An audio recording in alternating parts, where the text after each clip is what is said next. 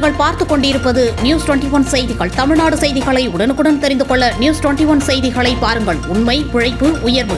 அனந்தபுரத்தில் வேகத்தடை அமைக்க பொதுமக்கள் கோரிக்கை. விழுப்புரம் மாவட்டம் அனந்தபுரம் பேரூராட்சியில் உள்ள ஸ்ரீ வரதராஜ பெருமாள் கோவில் அருகில் உள்ள 4 முனை சந்திப்பில் உள்ள 4 சாலைகளிலும் வேகத்தடை அமைக்க வேண்டும் என பொதுமக்கள் கோரிக்கை வைத்துள்ளனர்.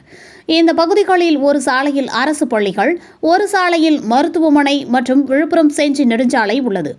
இந்த செஞ்சி விழுப்புரம் சாலைகளில் பேருந்துகள் வேகமாக செல்வதால் பள்ளி மாணவர்கள், மருத்துவமனைக்கு செல்லும் நோயாளிகளும் வாகன ஓட்டிகளும் சாலையை கடக்க முடியாமல் சிரமப்படுகின்றனர். தினம்தோறும் விபத்துகள் நடைபெறுவதால் மக்கள் அச்சப்படுகின்றனர்.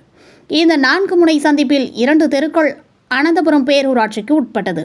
இந்த இரண்டும் சம்பந்தப்பட்ட உயர் அலுவலர்கள் உடனடியாக நடவடிக்கை எடுத்து 4 புறமும் வேகத்தடை அமைக்க வேண்டும் என்பது பொதுமக்களின் கோரிக்கையாக உள்ளது. நியூஸ் 21 செய்திகளுக்காக விழுப்புரம் மாவட்ட செய்தியாளர் அருண் பிரகாஷ்.